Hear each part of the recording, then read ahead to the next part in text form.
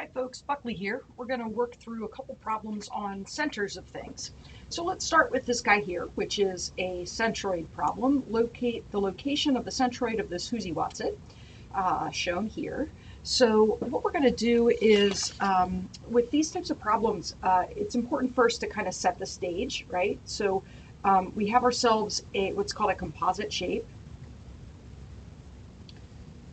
And it's made up of different subshapes, right? So the equation we're going to wind up using is that the location of the centroid in the x direction is the sum of the area of an individual subcomponent or individual shape times its location, the location of its centroid in the x direction, divided by some ai.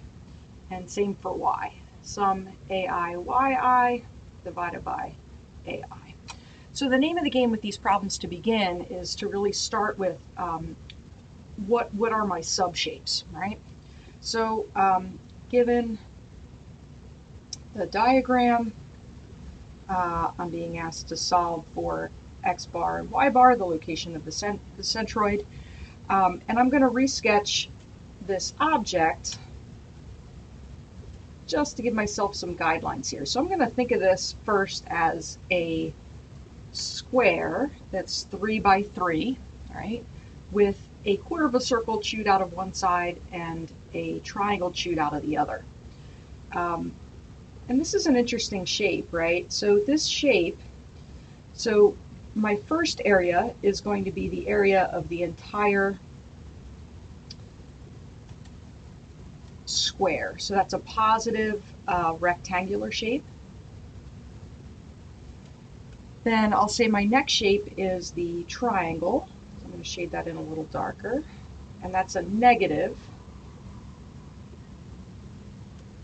And third shape is going to be this guy here. That's a negative quarter circle.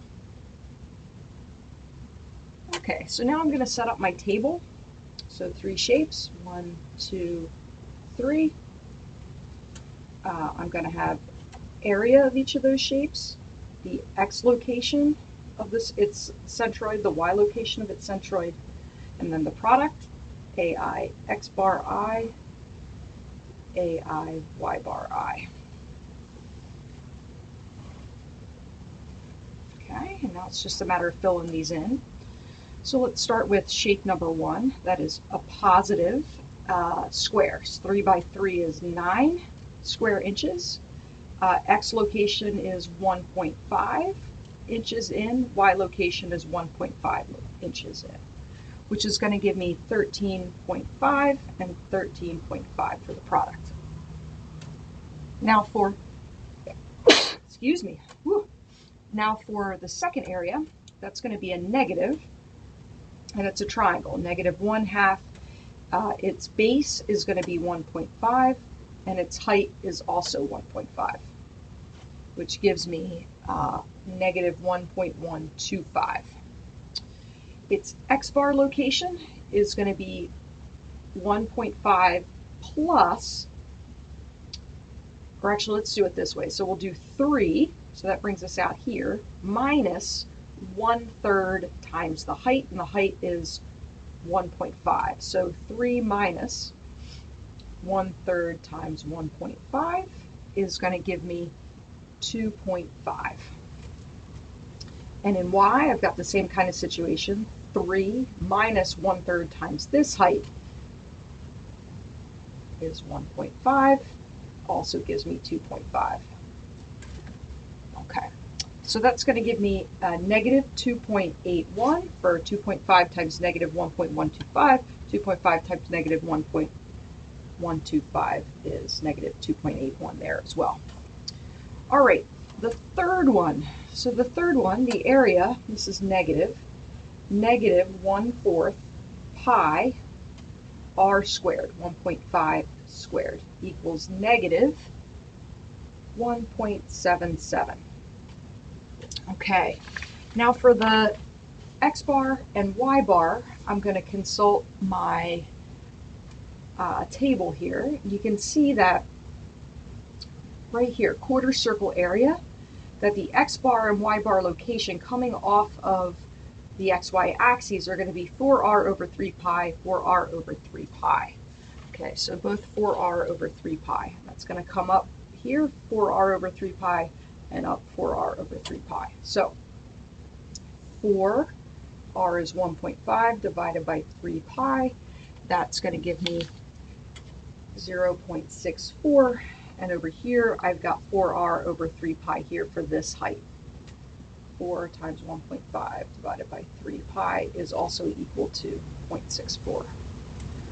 Okay, so that gives me negative 1.13 for 0.64 times negative 0.177, and again here. And if you're noticing a pattern, we'll talk about that in just a second here, but you notice the x and the y's are the same, right? You're seeing the same components for the centroid location and for the product. So I'm going to sum 9 minus 1.125 minus 1.77 gives me 6.10 for the total area. Then summing down this column as well, I get 13.5 minus 2.81 minus 1.13 gives me 9.56. This here, 9.56. So x bar is equal to 9.56 AIXI, sum of AIXI, divided by 6.10, or the sum of the total area. Gives me 1.57 inches for x bar. Y bar is going to be the same thing, right? 9.56 divided by 6.10 gives me 1.57 inches. So let's see if this makes sense physically. So 1.57 is right about, let's say here, and right about here. It's going to be along the xy axis, right? The y equals x axis, which means it's symmetrical side to side. And that makes sense, right? So this shape is symmetrical about this y equals x axis, right? So the fact that these two are equal totally makes sense.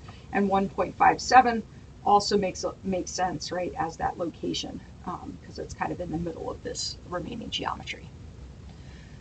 All right. That is a composite shape example. Let's move on, and we'll do a composite weight example. So we'll deal with center of gravity in the discrete form again. So this is a three-wheeler with two rear wheels.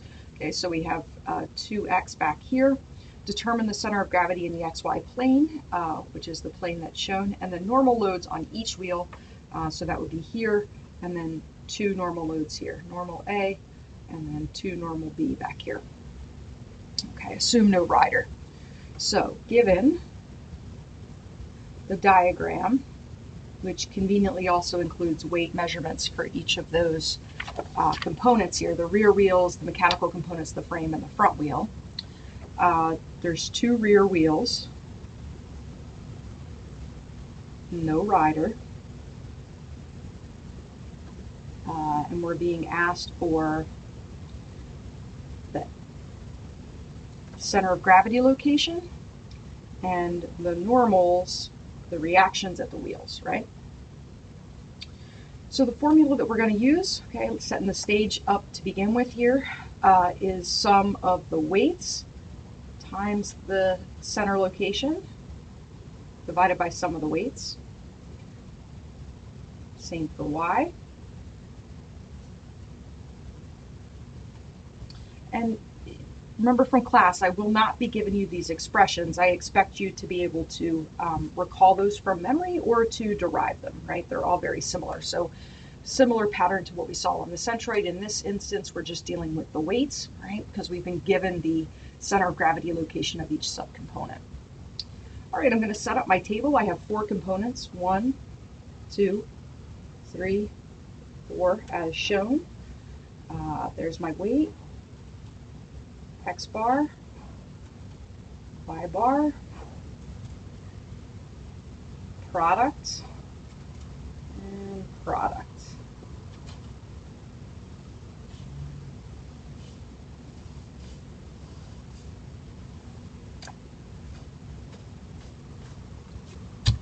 Okay, so 1, 2, 3, 4. I'll go down and read off of these numbers here. So 18 pounds for the rear wheels, 85 pounds for the mechanical components, 120 for the frame, and 8 for the front wheel. X-bar location of the rear wheels, 2.3. So the rear wheel is back here. 2.3 plus 0.8 plus 1.4 gives me 4.5. Y location is going to be up 1.3. That product gives me 4.5 times 18 is 81. 1.3 times 18 is 23.4. For 2, I'm up 1.5. You can see that right away, and I'm over 2.3. So that gives me 195.5. And 1.5 times 85 is 127.5. 3, right? 3 is a big heavy component, so it's going to really factor into this calculation. So 2.3 plus 0.8 gives me 3.1. And in Y, I'm going to have 2 feet up. So that gives me 3.1 times 120 is 372 and 240. And for the fourth one, the front wheel, the X component is 0, the Y component is 1. That's going to give me 0 and 8. So totaling these up, summing down this column, I get 231 pounds for my total weight. Summing down this column, I get 648.5. The units there are pound-foot, that product. And summing down here, I get 398.9, again, pound-foot. So X-bar is going to be equal to 648.5 divided by 231 is going to give me 2.81 feet.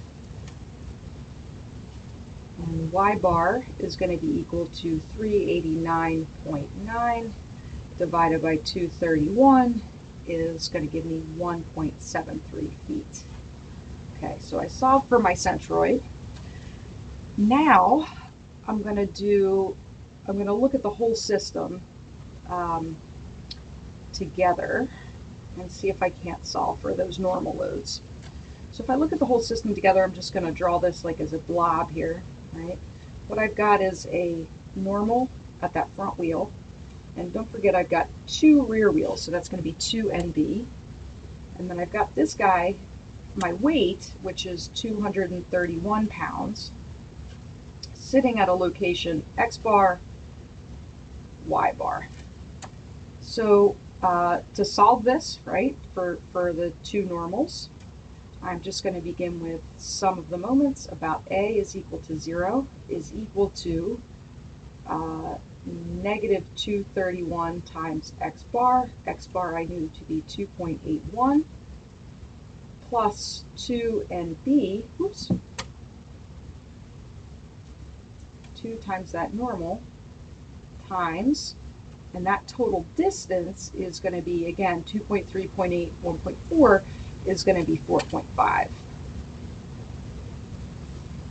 So if I solve, I get NB is equal to 72.12 pounds per rear wheel, right? So that's going to be doubled right back there, right? Because I've got 2 rear wheels. Now sum of the force in Y is equal to 0. That's going to give me NA plus 2 NB. NB is 72.12 minus 231. NA, the normal on that front wheel, is 86.76 pounds. Okay. All right, so that is using the discrete form of the center of gravity and then putting it to use to determine reaction forces on a system. Okay, our final problem that we're going to do together is a center of pressure problem, so hydrostatic problem here. I'm going to give you a sec to take a look. So a rectangular gate is pinned at its center at A. So we've got a body of water, right? And we've got a gate all the way down at the bottom. So down here at the bottom we have this gate pinned at A, and there's a smooth block at B. The gate is 2 meters wide, so that is the depth into the paper.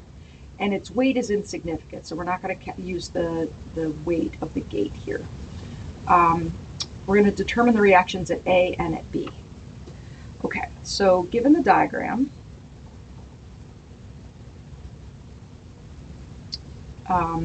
B is smooth. The depth, D, is 2 meters, so the depth into the page, right?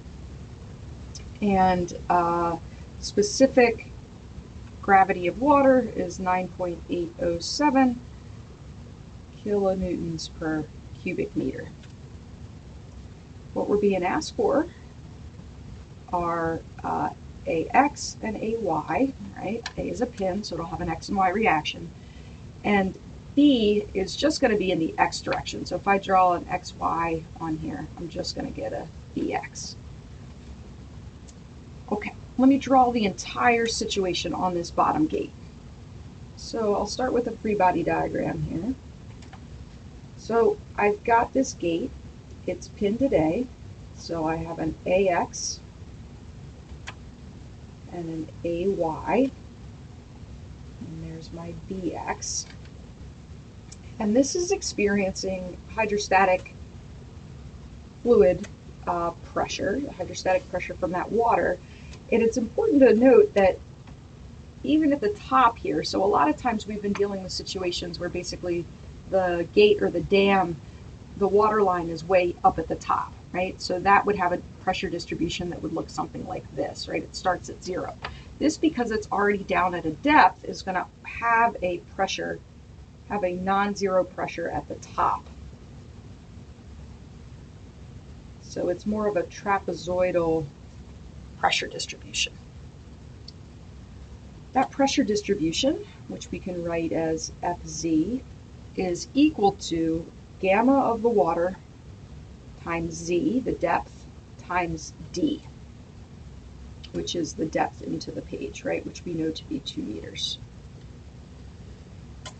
Okay, here's where we can kind of tackle this problem. We could do it a couple different ways. First is we could take the integral of this expression. We can come up with an expression for this line here, which we kind of already do, and take the integral from a depth of 3 meters down to a depth of 6 meters, right?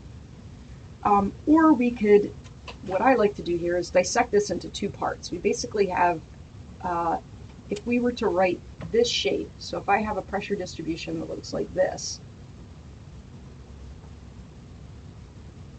I could say that it is the sum of a pressure distribution that is triangular plus one that is uniform. Everybody with me on that? Those 2 shapes add up, right? So I will say, when I do my equivalent force system,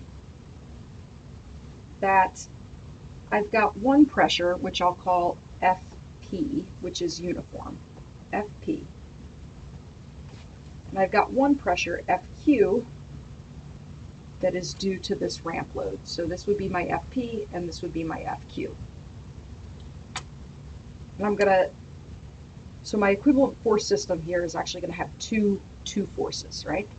2 forces on it. So let's start with, I'm going to draw my Fq up a little bit.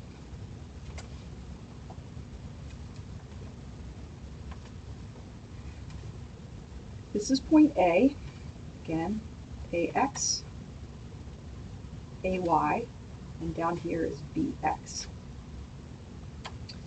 First off, let me do one calculation. So I actually need, well, no, let me go back to this. Fp is the uniform pressure distribution, right? So it is going to be the pressure distribution at 3 meters down, right? 6 meters total minus 1.5 plus 1.5. The top of this gate, right, sits at 3 meters deep. So Fp is pressure at 3 meters of depth. So Fp is equal to gamma of the water, specific gravity of the water. Z, the depth, is equal to 3 meters times it's going to be acting along an area that is 2 meters deep by 3 meters across, right? So the total area of that plate, 2 meters deep by 3 meters across, with gamma equal to 9.807, I would then get 176.5 kilonewtons for FP. FQ is the non-uniform pressure, right? That's the ramp part of it. So FQ is going to be equal to 1/2 FQ max times its depth, which is 3. And let's solve for FQ max. FQ max is going to be equal to gamma of water times 3 meters deep, right? It's going to be all the way down here, times 2 meters back. This is 9.807 again. So this is going to be 1/2 gamma water times 3 times 2 times 3, which is going to give me 88.26 kilonewtons. Again, I could solve this by writing an equation for this line, right, and doing the integral from 3 meters deep to 6 meters deep. And I actually have the equation for that line, right? So I could just do the integral. Or I could solve it by breaking this down into 2 shapes for which I know exactly what the center of gravity or the equivalent force would look like. Okay, so if that's FQ, right, 88.26, I also know that its location, we'll call that DQ, is equal to 1/3 times the total height, right? And that total height goes from here to here, which is 3, which is 1. Okay, so using this equivalent system, right, I can then write out my equations of equilibrium. Sum of the moments about A is equal to 0. FP goes right through A, right? So the uniform distribution is going to have a single force right in its middle, which is why it's passing through A. FQ has a single equivalent force 1/3 of the way up from the bottom, right? So FP passes through A, so that's just left with FQ times DQ. DQ is 1, FQ is 88.26. I'm sorry, FQ is not 1. F1 from the bottom means 0.5 from the gate. So that should be 0.5 minus BX, and this distance is 1.5. So this will give me BX is equal to 29.42 kilonewtons. Sum of the force in Y is equal to 0. That's actually going to give me, the only thing there is AY, so AY is equal to 0. Sum of the force in X is equal to 0. That's going to give me FP plus FQ, which is my total water pressure, right, just broken down into 2 components. So that's 88.26, and FP back up here is 176.5. minus BX minus AX. And BX I just solved was 29.42. All of this gives me AX is equal to 235.34 kilonewtons. Okay, so reflecting again on this question, the trickiest part here is realizing how to break down what is essentially a trapezoidal pressure distribution, right? So it's non-zero at the top into 2 subshapes. Again, you could just deal with this pressure distribution with this equation and integrate between this depth and this depth. Or you could do what I did and break it down into 2 shapes for which we know geometrically where the center of pressure is and what the equivalent force would be. All right. That's all I have for you right now. That is it for Centers of Things.